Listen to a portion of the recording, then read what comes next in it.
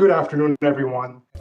Bonjour tout le monde et bienvenue à ce colloque sur le mieux-être intitulé Climat intérieur, climat extérieur avec notre conférencier Bhaskar Goswami. Je voudrais commencer par reconnaître que nous nous trouvons sur le territoire traditionnel et non cédé de la nation Anishinabeg Algonquin et je vous invite à apprendre l'histoire des territoires traditionnels où vous vous trouvez pour la webdiffusion d'aujourd'hui. Prière de noter que vous pouvez participer à la séance d'aujourd'hui dans la langue de votre choix, dans la langue de départ, si vous préférez aussi. Pour cette session. Notre invité, Bhaskar Goswami, est un maître instructeur de yoga et de méditation et un conférencier qui se spécialise dans le mieux-être. Il a travaillé sur l'établissement de programmes de mieux-être dans plus de 50 entreprises telles que Bombardier, CBC et Hydro-Québec. Il se joint à nous aujourd'hui pour nous aider à faire le lien entre notre climat interne, notre physique, notre mental, notre émotionnel et le climat extérieur qui nous entoure. Une courte période de questions et réponses aura lieu à la fin de cette session. Vous pourrez soumettre votre question à Bhaskar dans la langue de votre choix à l'aide de la fonctionnalité prévue à cet effet dans le bas de votre écran. Sachez également que notre équipe vise partager l'enregistrement de cette session avec vous tous dans un avenir très proche. At this time, I encourage you all to... Dans un premier temps, je vous encourage à sourire, à vous mettre dans un état pacifique. Et là, j'invite notre invité, M. Bhaskar Goswami, à se joindre à nous. Bhaskar, vous avez la parole. Merci, Jean-Manuel. Je suis ravie d'être là avec vous tous. Et merci Environnement et Changement climatique Canada de m'avoir invité.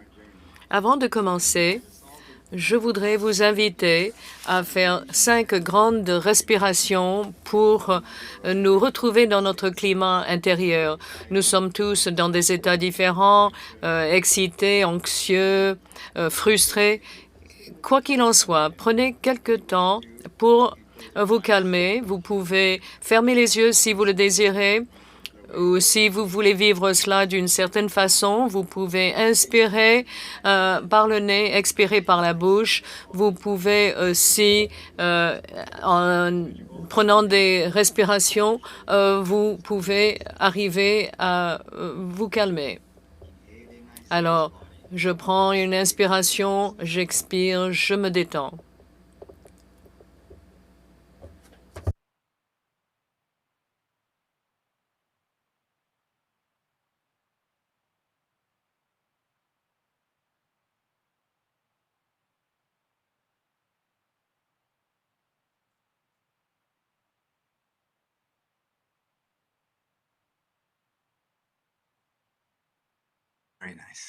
Très bien. J'aimerais dédicacer notre temps ensemble à un grand enseignant qui est mort ce mois-ci. Il s'appelle de Thich Nhat Hanh, un moine bouddhiste du Vietnam. Ses enseignements étaient très importants et je voudrais commencer par vous parler de ce qu'il a dit au sujet de l'environnement. Alors, essayez de réfléchir à ces paroles. Voilà les paroles de Thich Nhat Hanh ou le confrère Thai. La situation dans laquelle se trouve la Terre aujourd'hui a créé une production insensée et une consommation insensée. Nous consommons pour oublier nos anxiétés et nos inquiétudes, mais la surconsommation n'est pas le bon moyen de s'en sortir. La colère et la peur émanent du fait que vous et la Terre êtes deux entités bien distinctes. La Terre, c'est juste l'environnement. Vous êtes au cœur de cet environnement et vous voulez faire quelque chose à la Terre afin de survivre. C'est une façon dualiste de voir la chose. Vous gardez la dame nature et elle n'est pas extérieure à vous. L'extérieur, ce n'est pas juste votre environnement. En votre fort intérieur, vous pouvez vraiment communiquer avec la Terre. Et ça, c'est la forme la plus élevée de communication.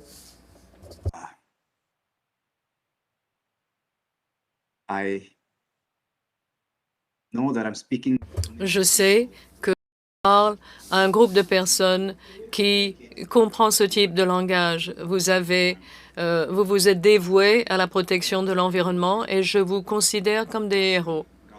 Vous êtes les gardiens de cette terre et tous les habitants de cette terre. C'est une tâche importante et des fois, je suppose que vous vous sentez un peu dépassé, étant donné l'extinction des espèces que nous observons, qu'on parle de gros animaux ou d'insectes, les énormes changements climatiques et la crise climatique que nous vivons actuellement, et la surproduction, la surconsommation et la pollution qui deviennent de plus en plus fréquentes.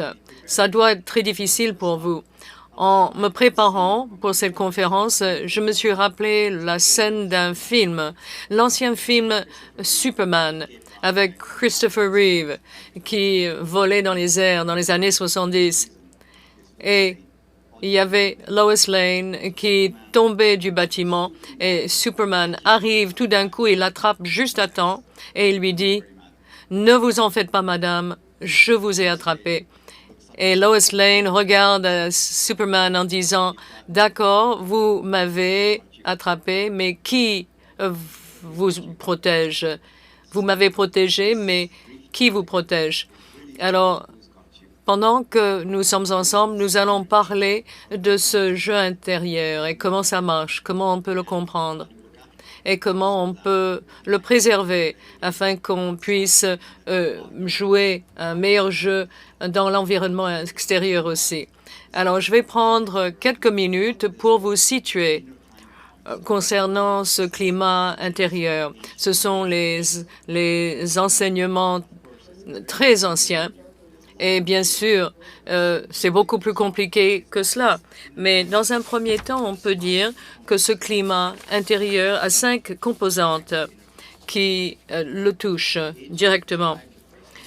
Le premier élément ou le premier corps est considéré comme le corps humain. Alors, le corps physique, le corps créé par les aliments. Alors, vous commencez la vie comme un bébé et vous grandissez grâce aux aliments. Et constamment, le corps change en raison des aliments que vous consommez. Donc ça, c'est l'élément physique. La chair, les os, les liquides, les gaz, tout cela, tous ces éléments matériaux, c'est le premier corps. Ça, c'est un élément du climat intérieur. Le prochain, plus subtil, c'est l'énergie qui se trouve au sein du corps. Alors, pour bouger, j'ai besoin d'une certaine vitalité. Sinon, je suis un objet inanimé. Alors, il y a de l'énergie. Et ça s'appelle le principe de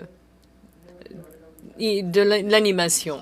Et le troisième élément, c'est ce qu'on appelle le corps de l'esprit. Alors, vous vous demandez de quoi je parle en utilisant ce terme.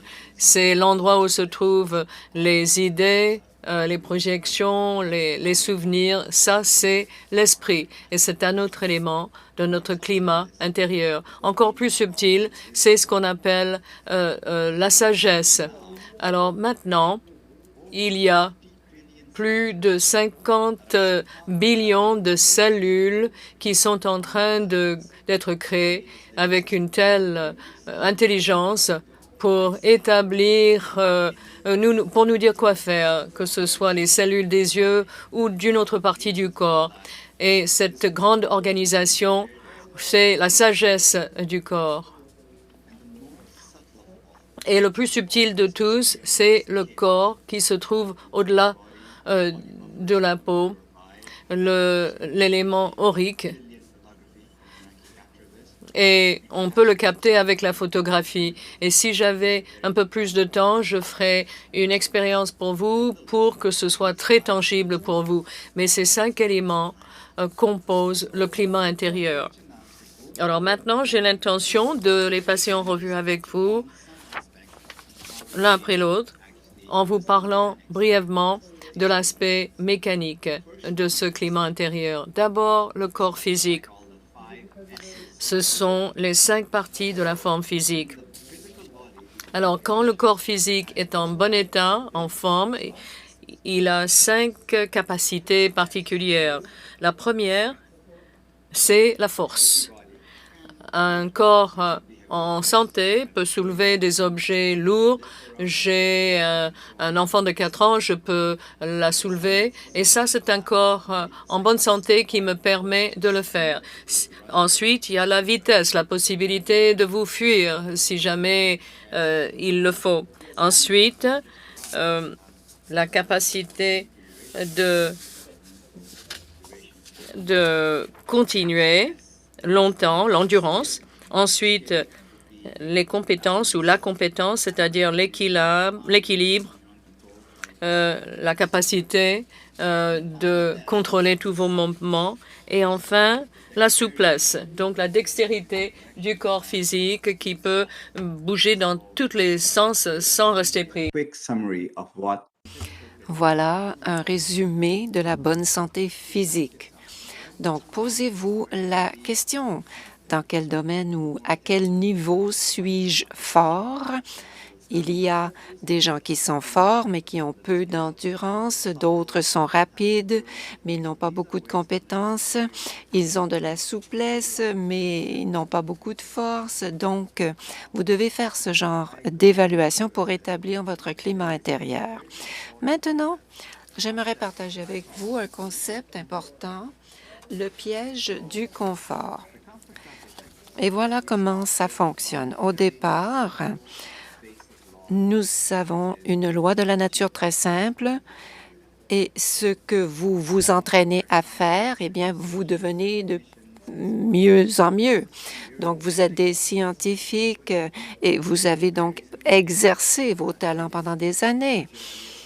Félix Auger-Aliassime, qui vient de gagner, et ça n'est pas arrivé du jour au lendemain. Il a beaucoup répété. Les musiciens doivent travailler leur instrument pendant des décennies pour devenir très bons.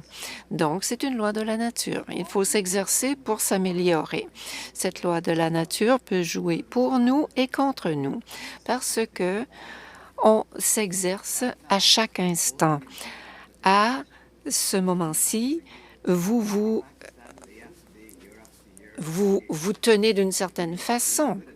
Et si vous adoptez toujours la même position, au bout d'un certain temps, vous ne pourrez pas en adopter une autre. Ça, c'est le piège du confort parce que vous n'aurez pas acquis d'autres possibilités. La plupart d'entre nous fonctionnons comme ceci à l'ordinateur. Voilà le cou, les épaules, le dos. C'est pas étonnant que l'on ait des migraines et maux de tête parce qu'on a l'impression que notre tête est comme une boule de quilles. Mais nous devenons très bons à adopter cette position, mais nous ne sommes pas bons du tout à en utiliser une autre. Comme Manuel l'a dit, une façon de comprendre le yoga, c'est que vous déplacez votre corps de toutes les façons. Donc, prenons une zone de confort. À l'intérieur de ce cercle bleu, c'est ce que vous connaissez, ce qui vous est familier. Tout ce qui est à l'extérieur, vous êtes inconnu. Et plus on s'éloigne, moins ça devient connu. Au centre de cette zone de confort, c'est le point maximal d'indulgence. Ça, vous êtes sur votre sofa préféré avec vos aliments préférés, vous regardez votre émission de télé préférée, mais plus vous vous éloignez, plus ça devient difficile lorsque vous vous approchez de la frontière de cette zone. Donc, ça exige un effort. Dans notre société, on met l'accent sur le confort. On mesure le succès à l'aune du confort.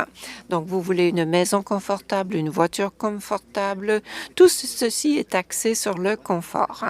Et ce qui a tendance à se produire, c'est que là, on arrive à la deuxième loi de la nature, c'est que il faut agir ou perdre. Donc, on devient piégé par notre propre confort. Et même notre sofa le plus confort n'est plus confortable. Parce que quand on est pris au piège, tout ce qui est à l'extérieur de ce petit cercle est inconnu, nous fait peur, on doit l'éviter.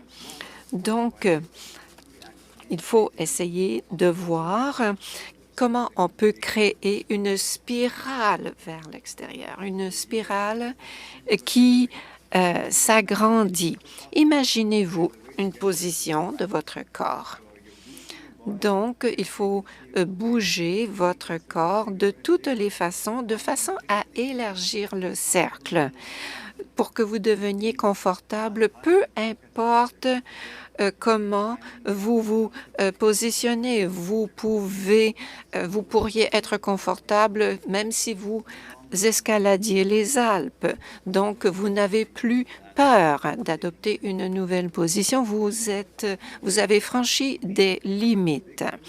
Et on veut que le cercle s'élargisse petit à petit. Et voilà, ça c'est la prise de conscience. Nous prenons conscience de notre corps, de nos limites et nous les invitons à s'élargir. Cela exige de l'innocence, de la créativité, de la patience et de la persistance. Et très vite, le corps devient plus souple, sans douleur, à l'aise. Donc, voilà pourquoi les mouvements physiques sont si importants, parce que ça, c'est quelque chose que vous connaissez déjà.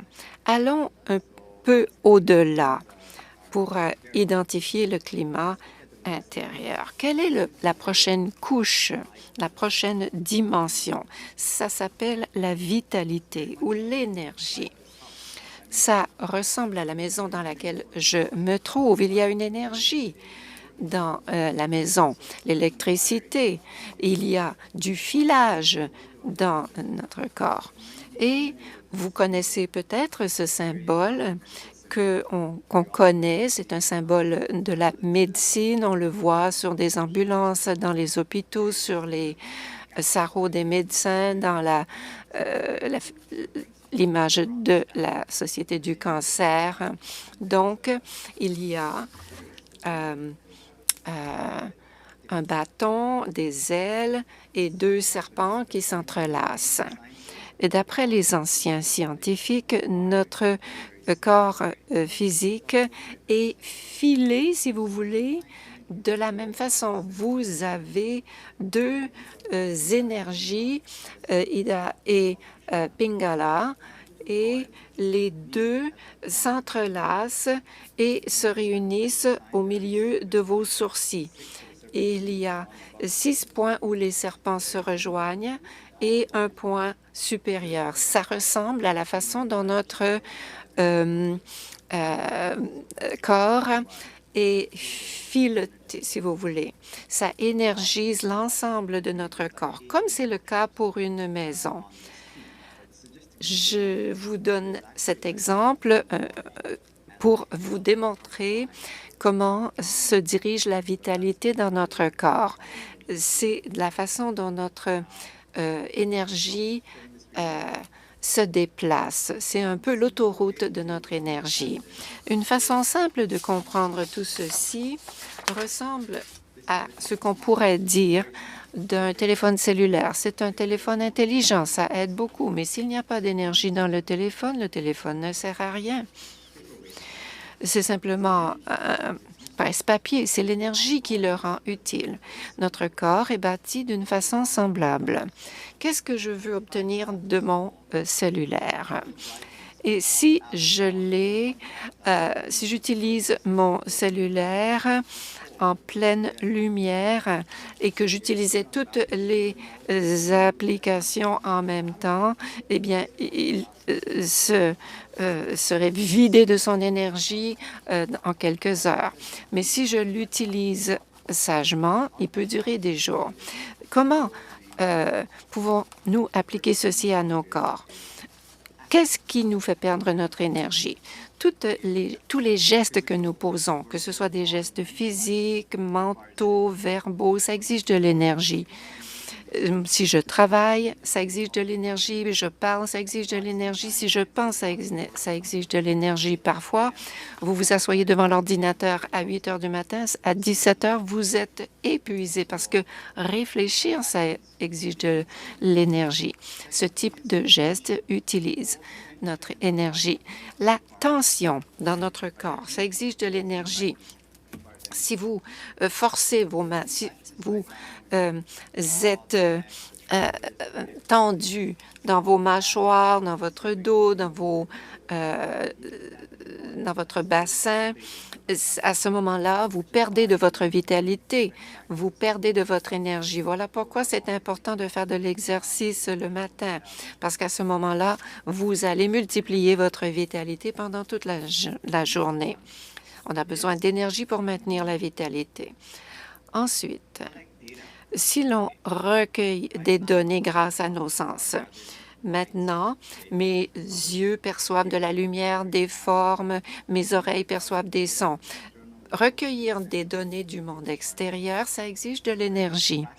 Donc, il y a une pratique qui s'appelle Pratyahara. Ça veut dire qu'on doit fermer les yeux de façon à conserver notre énergie. C'est une pratique d'introspection. Donc, recueillir des données exige de l'énergie. Ensuite, des émotions turbulentes. Si mon corps ressent des énergies turbulentes, ça exige des émotions turbulentes. Donc, c'est en fait émotion, ça veut dire la motion qui exige de l'énergie. Par exemple, si je suis en colère, un grand yogi m'a dit une minute de rage équivaut à une journée de travail parce que tous les organes qui participent à la rage font de l'homéostase et c'est un gaspillage d'énergie. Donc, nous avons donc avoir la capacité de maintenir notre charge d'énergie. On ne doit pas la dépenser indûment et il faut essayer d'empêcher de perdre son énergie. Comment pouvons-nous procéder? Grâce à la respiration. Il y a d'autres façons, l'observation du soleil, l'alimentation, mais il faut apprendre à contrôler notre respiration. Il y a le prana, yama. Le prana, c'est la vitalité. Le rama, c'est l'expansion et le contrôle de votre vitalité. Il y aurait beaucoup à dire là-dessus, mais j'aimerais maintenant vous expliquer cette pratique très ancienne, très profonde et qui est c'est une expérience.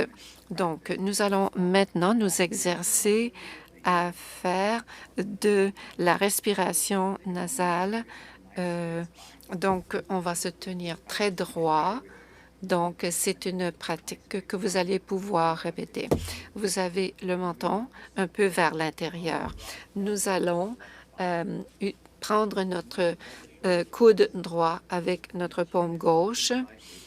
Nous allons relâcher le menton pour dégager le bas du cou. Et nous allons placer vos deux doigts, l'index et le majeur, devant vos sourcils. Donc, j'appuie mon pouce sur une narine et je respire avec l'autre. Et ensuite, on respire. Donc, on expire. Donc, on va faire cela ensemble. On expire, on est à l'aise. Bouchez votre narine droite, respirez par la narine gauche, respirez à fond. Ensuite, expirez à droite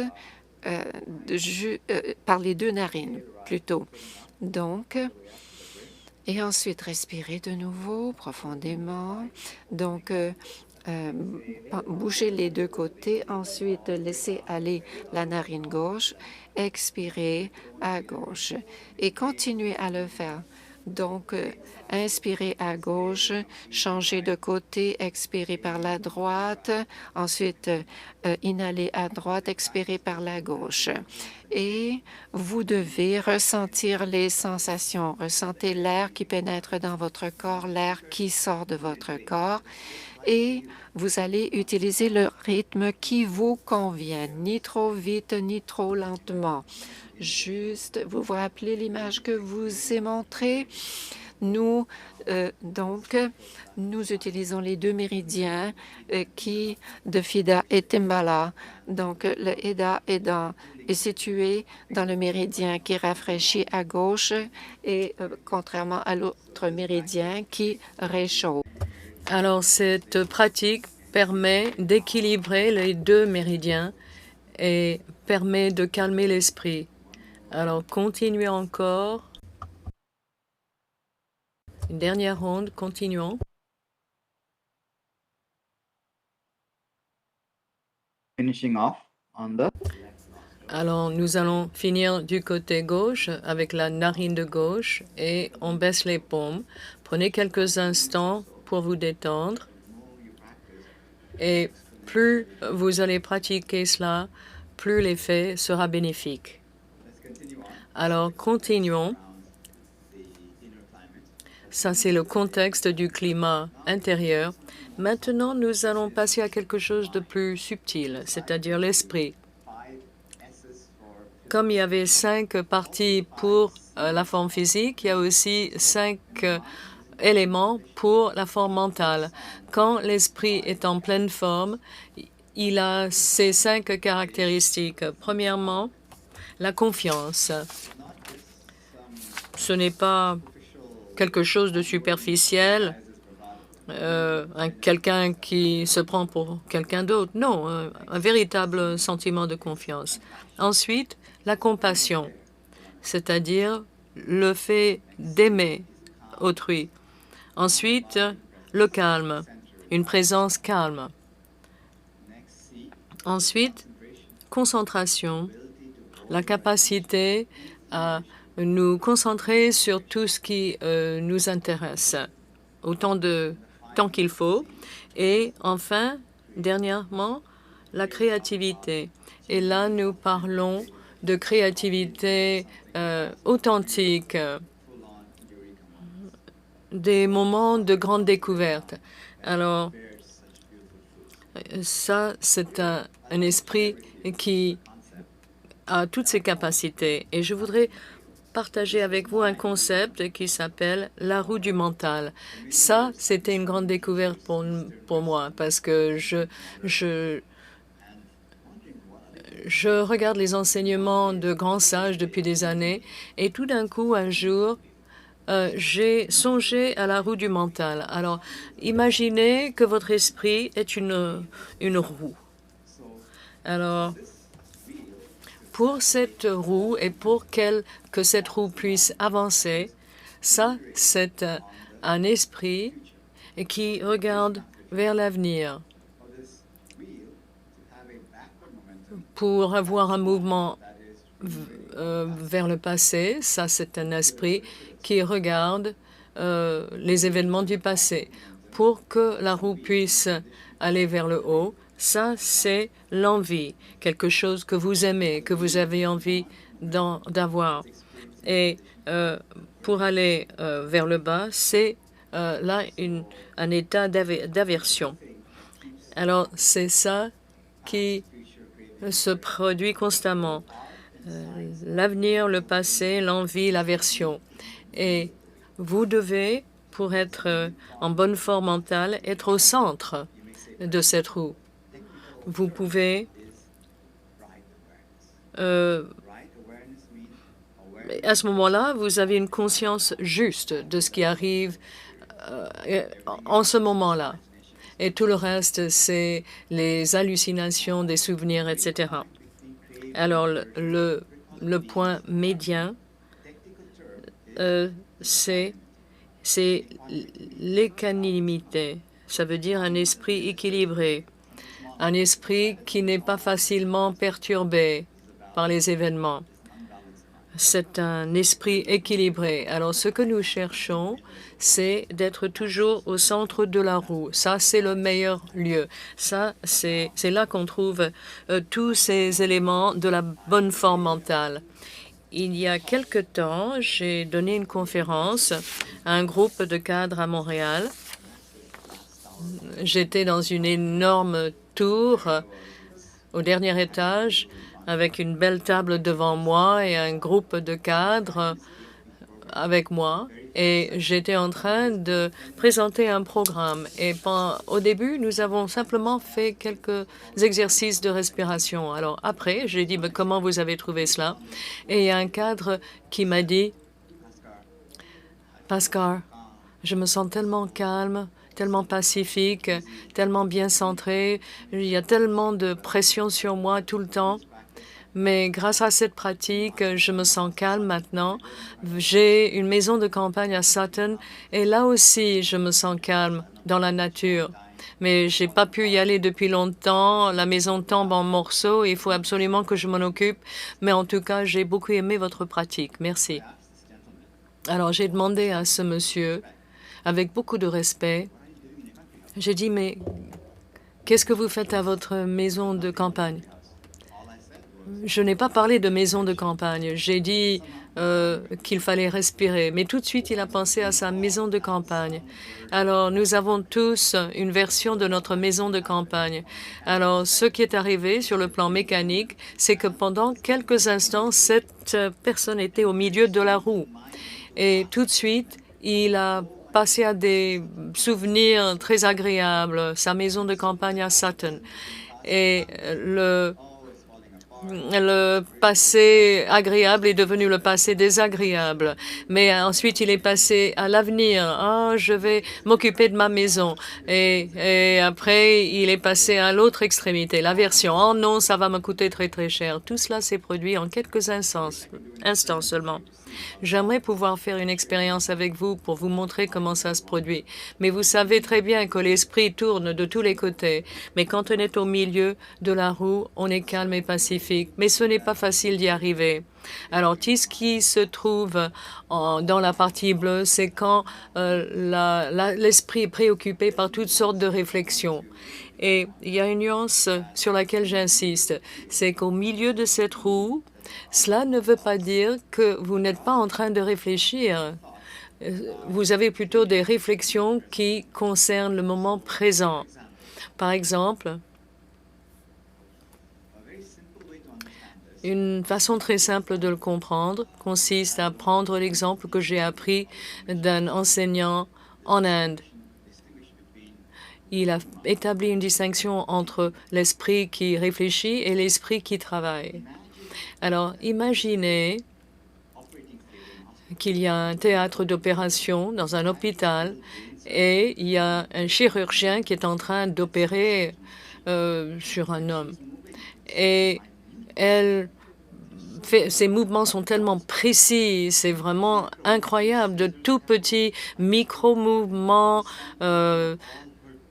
Et là, elle apporte toute sa formation de médecin à cette expérience. Elle se souvient de tout cela en faisant cette chirurgie. Et c'est une preuve d'excellence. Alors, toutes les réflexions lui viennent spontanément qui lui permettent de bien faire son travail. Ça, c'est l'esprit qui travaille. Et tout d'un coup, cette chirurgienne commence à se dire, cet homme, c'est le fils du ministre. Elle regarde par la fenêtre, elle voit le ministre, sa femme et beaucoup de journalistes qui la regardent et elle se dit, mais qu'est-ce qui va arriver si je touche ce pauvre jeune homme? On va en parler, on va parler de moi, je vais devenir la risée de tout le monde, je vais perdre ma licence, je vais perdre mon mari, mes enfants, tout va disparaître. Son esprit est préoccupé par toutes sortes de choses qui n'ont rien à voir avec le moment présent. Alors, le centre de la roue vous permet d'avoir les bonnes réflexions. Si vous êtes en train de regarder votre respiration, la bonne réflexion, c'est aucune réflexion. Alors ça, c'est la pratique mentale. C'est comme si vous allez à la gymnase pour renforcer vos muscles. Ça, c'est une autre façon de renforcer votre esprit. Alors, quoi qu'il arrive dans votre cas, vous pouvez toujours rester au milieu de cette roue. Alors, nous allons passer à un élément un peu plus subtil encore. Et comme il y a une roue du mental, il y a aussi une roue des émotions. C'est lié à la psychologie, bien sûr, le corps, l'esprit, etc. Alors, pour bien comprendre cette notion, évidemment, quand votre esprit est dans le coin gauche, c'est là qu'on vit une émotion qu'on peut qualifier de nostalgie, quelque chose qui s'est produit par le passé, quelqu'un qui vous a dit quelque chose de très beau. Ça, c'est le passé qui est agréable. Mais dans le coin droit, ça, c'est là qu'on vit des émotions d'excitation. Alors, il faut comprendre que c'est toujours là qu'on peut parler de dépendance. Des dépendances concernent un avenir agréable, que ce soit le jeu ou la drogue ou la cigarette. Ce n'est pas la cigarette, c'est la sensation que crée la cigarette dans votre corps. Si j'ai la cigarette, je vais me sentir bien. Alors, un avenir agréable. Alors, il y a une dépendance, c'est une envie, et nous sommes nombreux à avoir des envies de cette nature. Par exemple, le nouvel iPhone. Quand je l'aurai, je vais être tellement content. Et quand j'aurai la dernière Tesla, je serai tellement content. La dernière Tesla arrive, il me faut un bateau de luxe, pas n'importe lequel, le plus grand, le plus moderne. Vous savez que Jeff Bezos a un énorme bateau de luxe dans les Pays-Bas et ils ont dû changer l'architecture afin de faire passer son énorme bateau. Et ça s'est produit. Un de mes clients, qui est multimillionnaire, peut-être milliardaire, il était dans son avion privé. Il a dit, je savais que quelque chose n'allait pas quand ça m'est arrivé. J'étais dans l'avion, sur la piste, et tout d'un coup, je vois mon contemporain dans un plus grand avion, le dernier modèle, et je me disais, mais comment est-ce qu'il est devenu si riche? Alors, il a acheté une autre compagnie. Alors, moi aussi, je dois acheter une autre compagnie. Alors, là, c'est là qu'on se rend compte que lui aussi, il a une dépendance. Ça peut être un autre bateau, ça peut être une roquette qui va l'emmener dans une autre planète.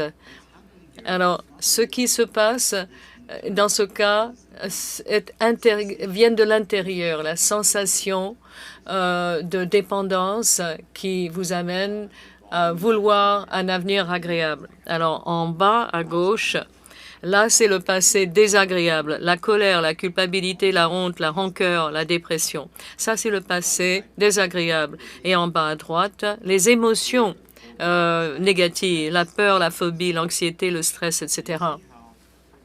Alors, vous voyez que tout ce qui est en dehors du centre crée des perturbations. Mais au centre de la roue, vous êtes dans un état émotionnel qu'on peut appeler l'amour. Vraiment une sensation viscérale de calme et de bonne santé. Et tout ce qui se trouve dans la partie bleue est plus dramatique, plus axé sur la peur.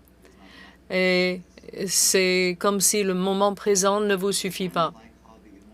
Alors, c'est comme ça que la roue des émotions se compare à l'autre roue. Et maintenant, nous allons aller encore plus loin, peut-être trop loin pour vous, mais nous allons quand même continuer. Quelles sont ces émotions et pourquoi est-ce qu'on les vit?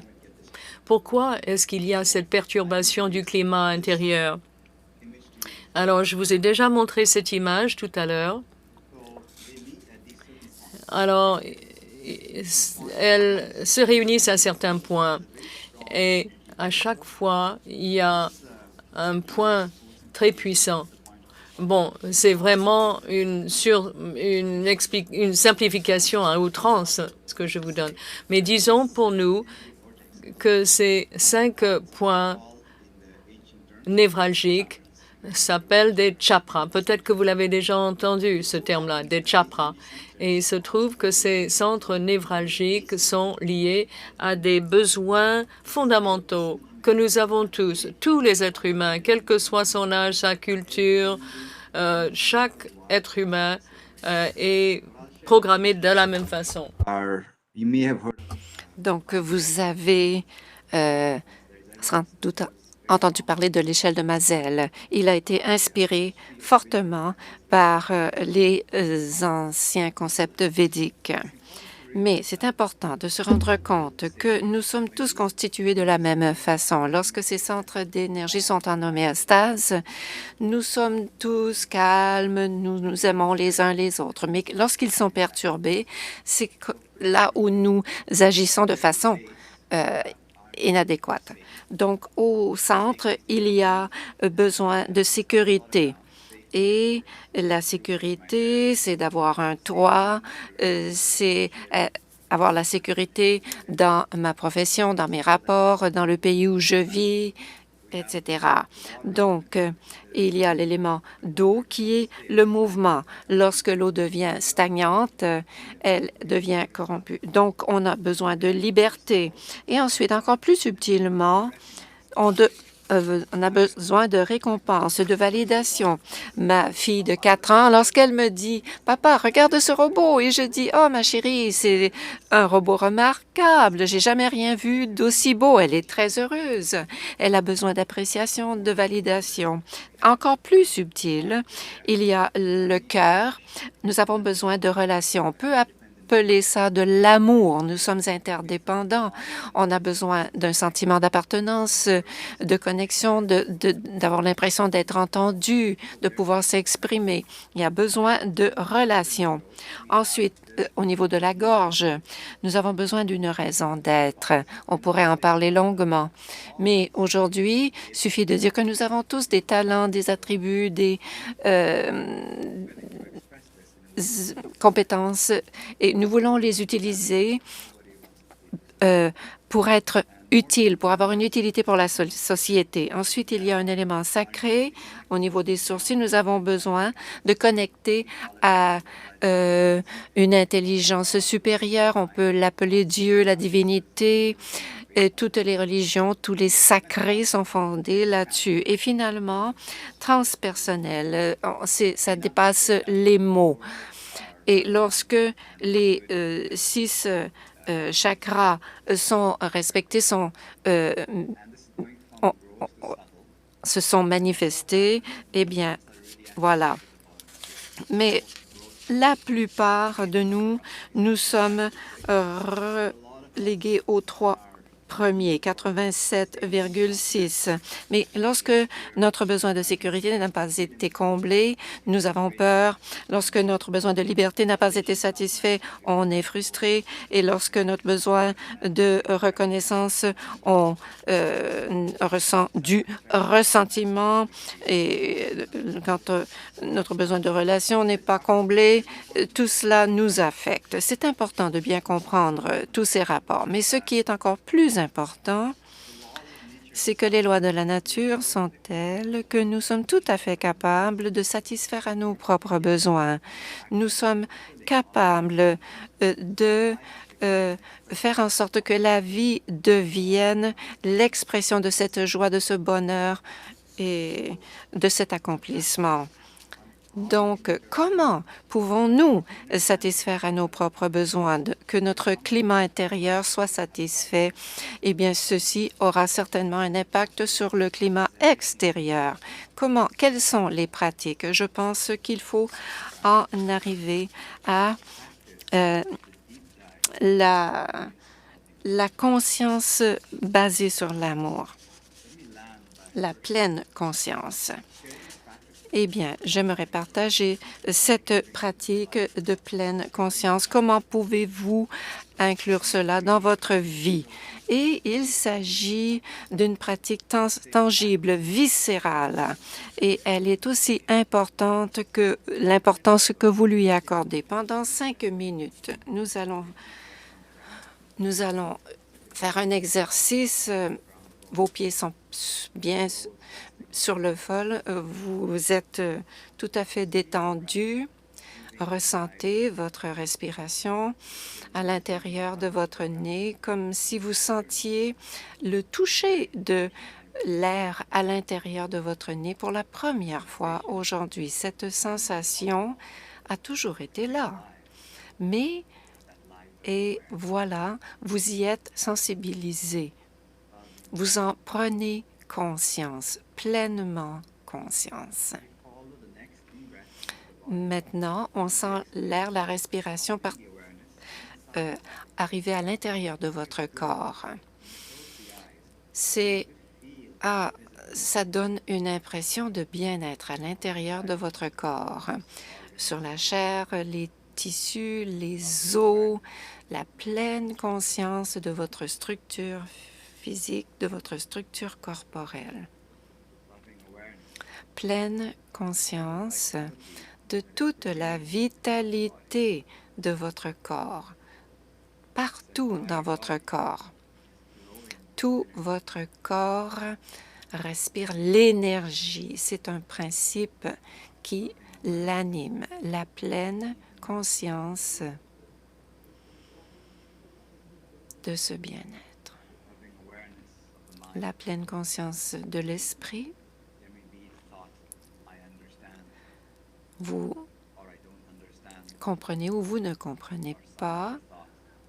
Vous avez des pensées. Peut-être n'en avez-vous pas. La pleine conscience de l'absence de pensée.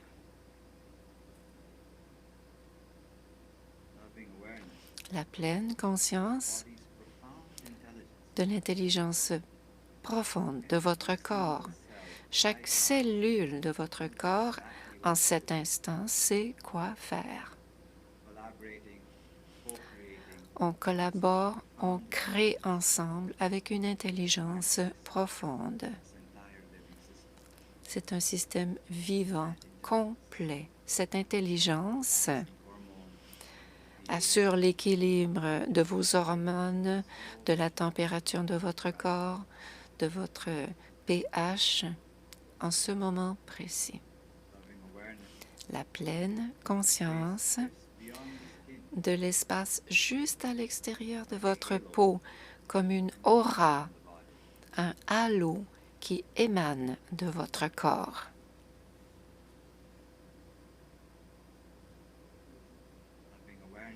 La pleine conscience, cela veut dire que tout ce qui relève de la conscience est aimé, ce qui inclut les petits bobos, les petites douleurs. Ça inclut les pensées noires, des émotions lourdes à porter,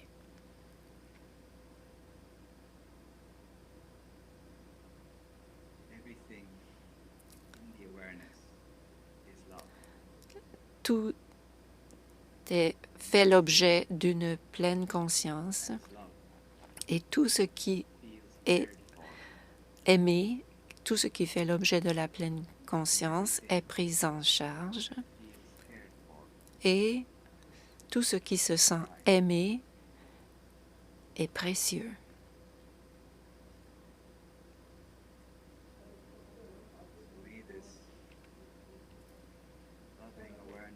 Et cette pratique de pleine conscience, de façon directe ou indirecte, est bénéfique pour tous les êtres vivants et que la paix prévale sur cette terre magnifique.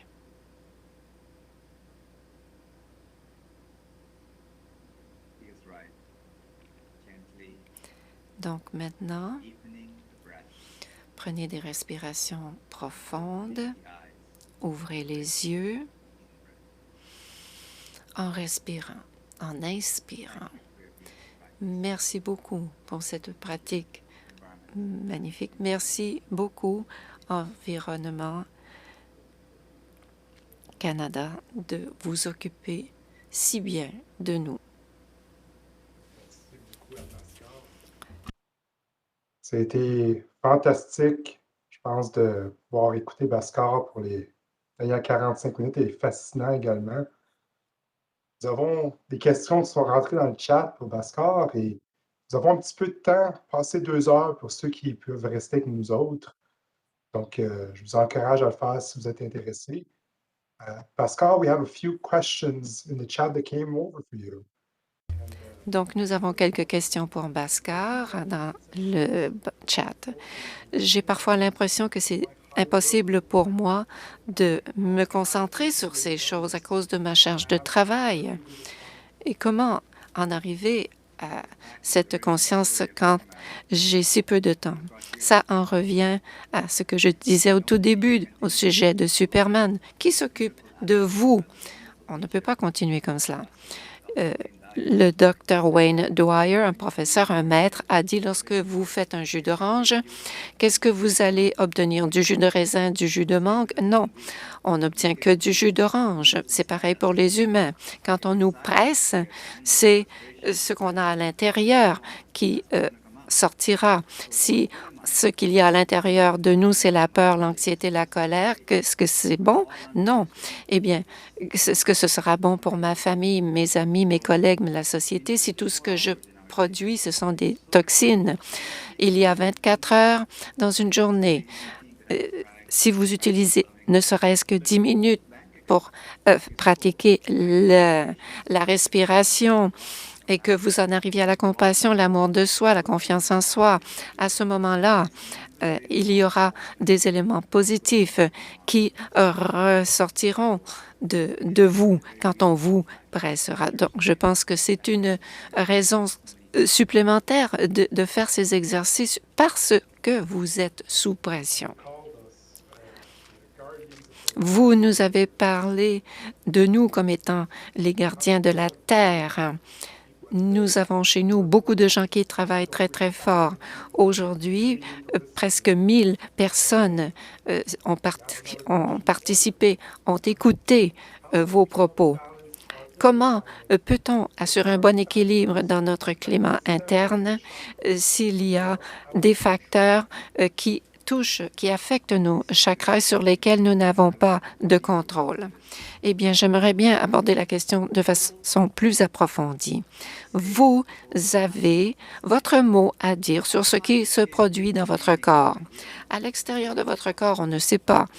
Mais à l'intérieur de votre peau, de votre corps, vous avez votre mot à dire. Et les pratiques anciennes, ancestrales, touche ce qui se passe à l'intérieur de votre corps. Presque rien n'a changé. À l'extérieur, oui, le monde a changé. Donc, des pratiques de respiration, de contrôle de votre esprit sont très puissantes. Vous pouvez en arriver à cet état d'homéostase de vos chakras. Nous avons cette capacité d'auto-réglementer notre intérieur. C'est la chose la plus importante que nous puissions faire, pas seulement pour nous, mais pour les générations à venir. Essayer de trouver les sources de ce qui entraîne des dégâts à l'extérieur. Mais chez nous, il faut essayer de voir quelles sont nos envies, nos distractions. Il faut voir la vie, étudier la vie, être davantage conscientisé, sensibilisé à ce qui nous entoure. Pourquoi est-ce que j'ai envie de ceci ou de cela? C'est parce que j'ai besoin de reconnaissance. Donc, il y a une équation très simple. Ça s'applique à tout le monde. De chaque geste qui ne soit pas sain, il y a un sentiment désagréable. Et ce sentiment désagréable est lié à un besoin non comblé. Et derrière chaque action agréable et bonne, il y a des sentiments qui ont été nécessités qui sont liées à des besoins comblés. Et à ce moment-là, on peut voir d'où vient l'animosité de telle ou telle personne. On peut se dire cette personne se ressent de telle ou telle façon parce qu'ils ont un besoin de se sentir en sécurité, libre, parce que tous ces besoins sont des merveilles. C'est un privilège d'aider les gens à satisfaire à leurs besoins, mais il faut voir comment on exprime nos besoins. Il faut le faire de façon saine. Comme vous avez dit, on devient bon à ce qu'on pratique. Hein? We get what we practice. Donc, c'est quand on s'exerce, c'est quand on pratique qu'on devient bon. Il y a dit que je subis un trouble du déficit d'attention. Comment puis-je ralentir et amener mon esprit à un état de repos? Quel est le meilleur moment pour faire des exercices de respiration? Je dirais qu'il faut bouger. Toute agitation finit par créer une agitation dans l'esprit. Alors, vous pouvez danser ou faire une promenade ou faire de l'exercice, mais il faut bouger votre corps de façon à ce que cette énergie puisse quitter votre corps. Alors, moi, je recommande surtout beaucoup de mouvements.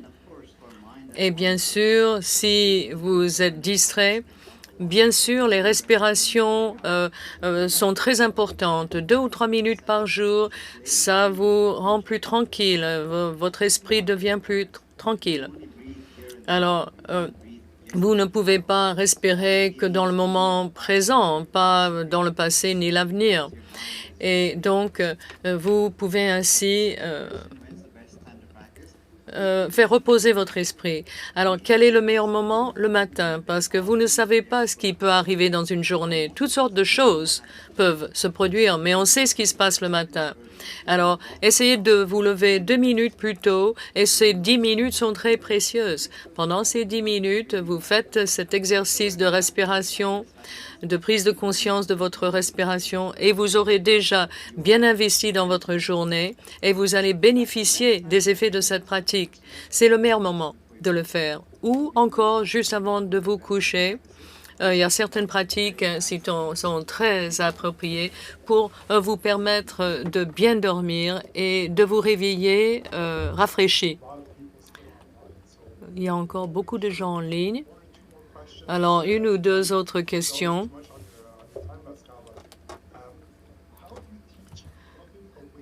Comment est-ce que vous pouvez apprendre la prise de conscience de l'amour chez les enfants? Moi, j'ai 3 enfants et j'ai appris quelque chose qui m'a rempli d'humilité. C'est que les enfants apprennent en voyant comment je suis. C'est des fois une leçon un peu dure, mais c'est aussi très inspirant.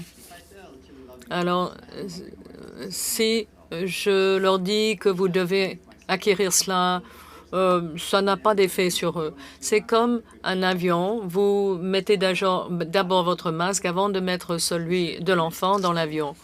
Alors, vous devez vous consacrer à cette pratique tous les matins. Alors, tous les matins, vous prenez conscience de votre esprit, de votre corps physique, etc. Et ensuite, bon, je ne sais pas de quel âge sont les enfants. C'est quand nous essayons de projeter notre insécurité et nos inquiétudes sur les enfants, c'est ça qui peut donner lieu à de mauvaises habitudes. Alors, comme Gandhi l'aurait dit, vous devez être le modèle du changement que vous souhaitez voir chez vos enfants. Mais dans ma famille, nous avons une certaine routine, une sorte de rituel le matin. Donc, nous nous rassemblons et nous pratiquons la respiration avant de partir.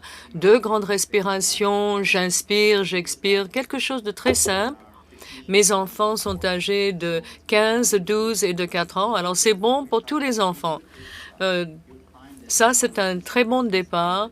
Vous allez voir que ça améliore votre digestion et ça, c'est un moyen très simple de commencer cela avec les enfants.